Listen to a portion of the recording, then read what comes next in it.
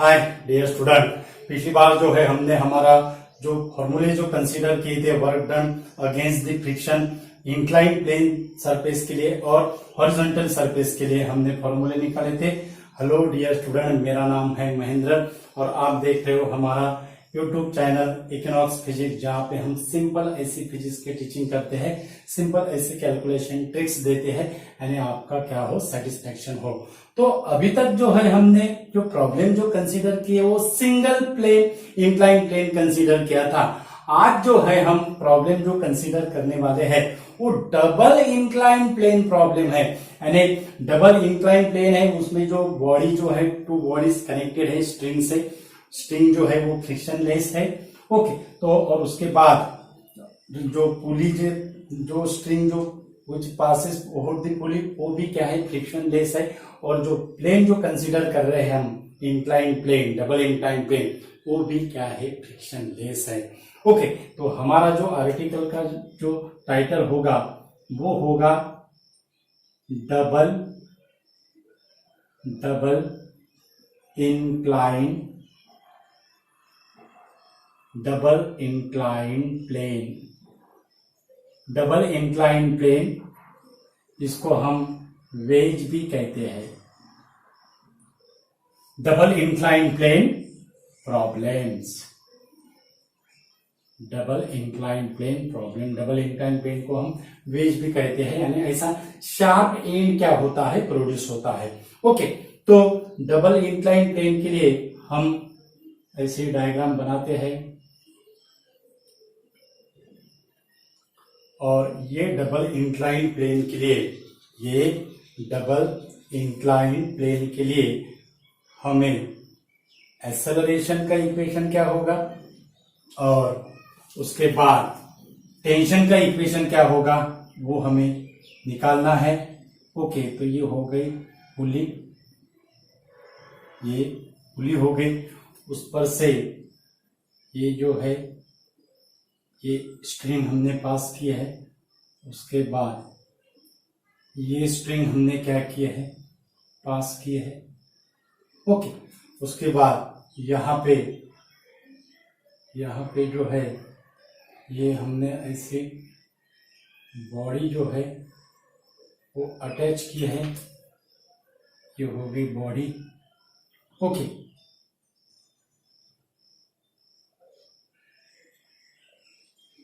Okay, ये होगा।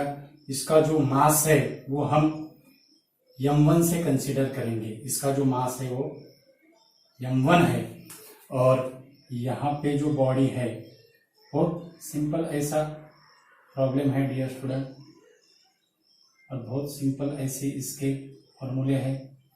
Okay, तो यहाँ पे जो रहेगा वो हम m2 से डिनोट करेंगे। उसको हम किससे डिनोट करेंगे, दिस इज m2। ओके, तो ये two bodies which is connected to string passes over the pulley in extensible frictionless string and passes over the frictionless pulley on the frictionless double inclined surface। Okay, double incline plane कहते हैं हम उसको। Okay, उसके बाद ये जो plane है, ये प्लेन यहाँ पे एंगल से इंक्लाइन हो रहा है, उसको हम θ1 कहेंगे, और ये जो प्लेन यहां से जो इंक्लाइन हुआ है उसको हम θ2 कहेंगे। ओके, तो ये m1 पे अब हम कंडीशन क्या लेंगे, m2 greater than m1, m2 is greater than m1, यानी ये जो एक्सेलरेशन जो होगा वो एक्सेलरेशन इस तरह से होगा, यानी m2 is greater than m1, यानी ये इधर ज्यादा खींचेगा और इधर इसको ये क्या होगा, कम होगा, इधर का क्या होगा, बढ़ेगा। यानी ये जो m2 है वो m1 को क्या होगा, राइट हैंड साइड को क्या करेगा, खींचे, पुल करेगा विद द एक्सेलरेशन। ये एक्सेलरेशन का हमें फॉर्मूला निकालना है, यानी जो हमारा मोशन जो होगा वो मोशन की डायरेक्शन ऐसी होगी। ओके, तो यहाँ पे जो एक्सेलरेशन होगा ये होगा एक्सेलरेशन, ये होगा एक्सेलरेशन ये। अब ये m1 पे जो फोर्स है एक्स होगा, फ्रिक्शनलेस ले रहे हैं इसलिए फ्रिक्शन को हमने एब्सेंस कहा है। ओके, और उसके बाद ये होगा उसका वेट mg, ये होगा वेट mg, यानी यहाँ पे हम लिखते हैं m1g। ओके, अब ये जो m1 है m1g है, it is resolve into two component, हमें पता है। ये जो रहेगा ये कंपोनेंट रहेगा उसका, यहाँ पे ये θ1 एंगल मेक करेगा, ये रहेगा m1g cos θ1 रहेगा, ये θ1 हो गए। ओके, और उसके बाद ये जो रहेगा ये कंपोनेंट रहेगा m1g sin θ1, ये जो कंपोनेंट है ये कंपोनेंट m1g sin θ1। और यहाँ पे ये जो हमने जो निकाला ये हमें आपको पता है डियर स्टूडेंट, इसको हम नॉर्मल रिएक्शन कहते हैं। It is denoted by n1, it is denoted by n1। अब सेम हम m2 के लिए करेंगे, दैट इज m2 पे यहां पे होगा ये m2g, उसके बाद यहां पे जो होगा वो होगा नॉर्मल रिएक्शन फोर्स, उसको हम n2 से डिनोट करते हैं। और ये जो है ये भी क्या होगा, दो कंपोनेंट में रिजल्ट होगा, यहाँ पे हम लिखते हैं m2g cos θ2, ये होगा, यहाँ पे ये होगा एंगल θ2 एंगल होगा, यहाँ पे ये θ2 एंगल होगा। और यहाँ पे ये जो कंपोनेंट होगा ये कंपोनेंट होगा, ये जो कंपोनेंट होगा वो रहेगा m2g sin θ2, वो कंपोनेंट क्या होगा m2g sin θ2। और जो टेंशन रहेगा it is directed toward the पुली, जहां पे पुली जो फिक्स की हुई है हमने वो एंड की तरफ क्या होगा, टेंशन की क्या रहेगी, डायरेक्शन रहेगी। ओके, अब m2 is greater than m1, यानी ये जो वेट जो है वेट कंपोनेंट ग्रेटर देन क्या होगा, टेंशन से क्या होगा, ग्रेटर रहेगा। यानी अगर हमें m2 के लिए इक्वेशन लिखना अगर है और m2 हम इक्वेशन कैसे लिखेंगे, that is m2g sin θ2 minus t, that is equal to m2a according to Newton second law of motion. क्योंकि ये जो है ये कंपोनेंट टेंशन से क्या है, ज्यादा है, क्योंकि ये ऐसा डाउनवर्ड पुल कर रहा है, यानी ये मोशन की डायरेक्शन हो गई, यानी m2 क्या कर रहा है, m1 को पुल कर रहा है। ओके, तो ये जो m1 के लिए ये टेंशन क्या रहेगा, ज्यादा रहेगा, ये कंपोनेंट के m1 के लिए टेंशन ज्यादा रहेगा ये कंपोनेंट के वजह से। ओके, तो ये जो कंपोनेंट है ये कंपोनेंट टेंशन से क्या होगा, स्मॉल रहेगा, क्योंकि ये ऊपर की तरफ खींच रहा है, यानी टेंशन ये m1 को खींच रहा है, यानी टेंशन ज्यादा रहेगा, वेट का कंपोनेंट की वैल्यू क्या रहेगी, कम होगी। यानी m2 के लिए m2 के लिए होगा। अब m1 के लिए इक्वेशन क्या होगा, फॉर m1 टेंशन ज्यादा रहेगा, t minus m1g sin θ1, that is equal to m1a, that is equal to m1a। अब ये होगा हमारा फर्स्ट इक्वेशन, ये होगा हमारा सेकंड इक्वेशन।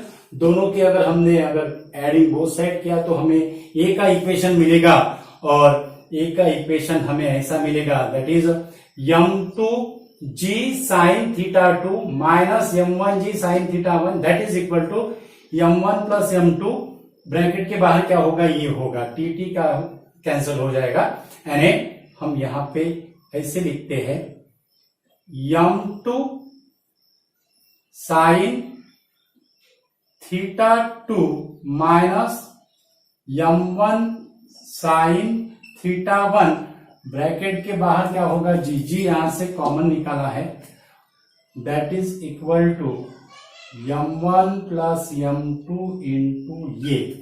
ओके, देयरफॉर ये इक्वल टू क्या होगा, सेम रहेगा, सिर्फ इसको डिवाइडेशन होगा, m2 sin θ2 minus m1 sin θ1, into g upon m1 plus m2 upon m1 plus m2। ओ ये हो गया एक्सेलरेशन का इक्वेशन डबल इंक्लाइन प्लेन के लिए। अब हमें टेंशन का इक्वेशन निकालना है, तो टेंशन का इक्वेशन निकालने के लिए हम ये फॉर्मूला यूज करते हैं, दैट इज टेंशन टी। ये फॉर्मूले पर से टेंशन का फॉर्मूला क्या होगा, इस ये माइनस का वहां प्लस हो जाएगा, तो m1 ओके। उसके बाद यहां पे रहेगा g sine theta 1 m1 g sine theta 1 plus ये t इक्वल टू, ये भी बहुत इंपॉर्टेंट ऐसा फॉर्मूला है, t equal to m1 g sine theta 1 plus ये g साइन थीटा 1 प्लस ये ओके। तो उसके बाद ये जो टेंशन का जो फॉर्मूला हमें जो मिलेगा वो फॉर्मूला क्या होगा, m1 m2 upon m1 plus m2 bracket में रहेगा sine theta 1 plus sine theta 2 into g. T equal to m1 m2 upon m1 plus m2 sine theta 1 plus sine theta 2 into g. तो ये होगा हमारा acceleration का formula और ये होगा हमारा टेंशन का फॉर्मूला डबल इंक्लाइन प्लेन के लिए। खुद इंपॉर्टेंट ऐसा फॉर्मूला है ओके। अब इसका जो एग्जाम्पल है वो एग्जाम्पल हम कंसीडर करते हैं ये फॉर्मूले पे ओके। तो हम एक्सेलरेशन निकालते हैं, इसको हम ऐसे रब करते हैं, बहुत सिंपल ऐसा फॉर्मूला है ये। अब हमें एक्सेलरेशन की वैल्यू निकालना है, तो ये जो मास है वो मास को हम वैल्यू लेते हैं, हमें प्रॉब्लम कंसीडर करते हैं हम ओके। तो उसके लिए m1 की जो वैल्यू है, m1 की वैल्यू हम लेते हैं 50 किलोग्राम, m2 की वैल्यू लेते हैं 100 किलोग्राम ओके। अगर हमने यहाँ पे कंसीडर क्या किया है, m2 is greater than m1, अगर हम यहाँ पे m1 is greater than m2 अगर कहते तो फिर यहाँ पे m2 की जगह क्या होता, m1 sine theta 1 minus m2 sign theta 2 into g. जो ग्रेटर है वो क्या होगा, पहले टर्म में आएगा ओके। तो ये बात ध्यान में रखना है। और थीटा 1 की जो वैल्यू है, थीटा 1 की वैल्यू हम लेते हैं 30 डिग्री और थीटा 2 की जो वैल्यू है वो हम लेते हैं 60 डिग्री ओके। यानी ये जो थीटा 1 है, ये थीटा 1 को हम 30 डिग्री करते हैं और ये जो थीटा 2 है, ये थीटा 2 को हम 60 डिग्री कहते हैं ओके। और उसके बाद ये m1 50 किलोग्राम और ये m2 होगा 100 किलोग्राम। यानी फॉर्मूला हमें यही लगेगा क्योंकि m2 जो है वो m1 से क्या है, ज्यादा है, तो फॉर्मूला यही है m2 sign theta 2। Therefore acceleration ये इक्वल टू 100 है, 100 इंटू साइन थीटा 2 की वैल्यू क्या है, साइन 60। साइन 60 की जो वैल्यू रहती है वो होती है √3/2 माइनस आएगा m1 यानी ये होगा 50 इंटू साइन थीटा 1 की वैल्यू, थीटा 1 की कितनी वैल्यू की डिग्री है, दैट इज 30 डिग्री। साइन 30 की वैल्यू कितनी होती है, 1/2 ओके।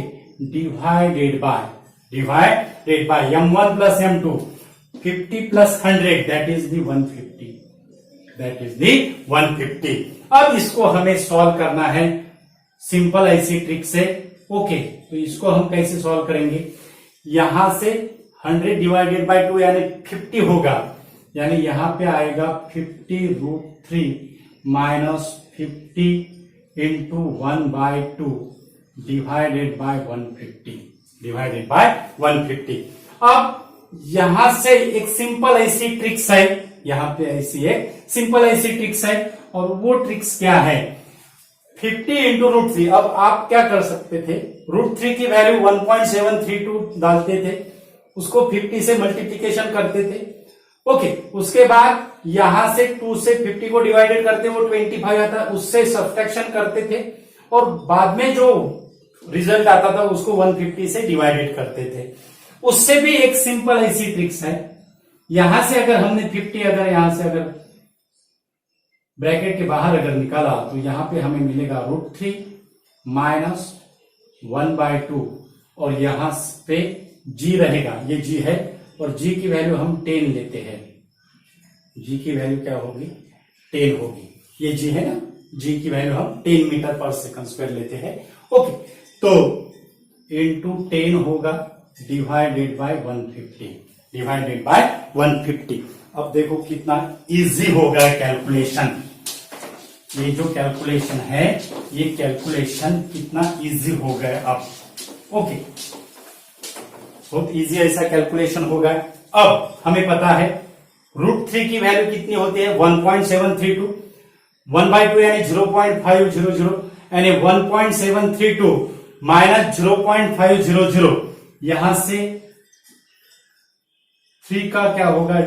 डिवाइडेड होगा 50 डिवाइडेड बाय 150 यानी 3 आएगा।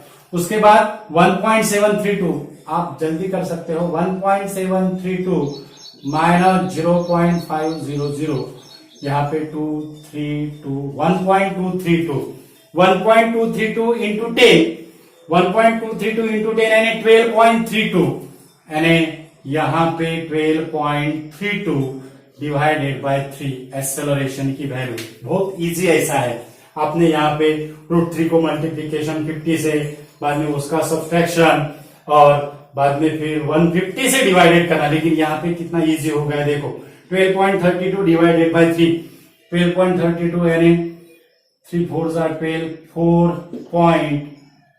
4.10 मीटर पर सेकंड स्क्वायर, 4.10 मीटर पर सेकंड स्क्वायर। तो ये हो गई सिंपल ऐसी ट्रिक्स एक्सेलरेशन की वैल्यू। ओके, तो ये ऐसा सिंपल ऐसा प्रॉब्लम था डियर स्टूडेंट, बहुत सिंपल ऐसी ट्रिक्स हमने आपको कैलकुलेशन की दी है।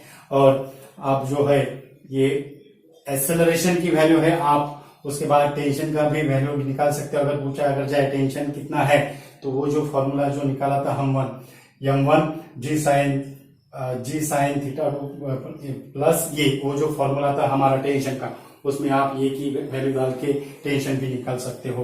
बहुत ही इंपॉर्टेंट ऐसा वीडियो है एंट्रेंस एग्जाम के पॉइंट ऑफ व्यू से। और ये वीडियो जो है वो ज्यादा से ज्यादा स्टूडेंट को शेयर कीजिए। हमारे चैनल पे अगर नए अगर यूजर है तो हमारा चैनल सब्सक्राइब कीजिए। नोट्स के लिए हमारा टेलीग्राम अकाउंट ज्वाइन कीजिए, वहां पे हम नोट्स प्रोवाइडेड करते हैं, वो भी एंट्रेंस एग्जाम के पॉइंट ऑफ व्यू से इम्पोर्टेंट ऐसे हम उसमें की पॉइंट्स दे रहे हैं नोट्स में, तो आप वो टेलीग्राम अकाउंट ज्वाइन करके वो आप देख सकते हो। Thank you so much once again.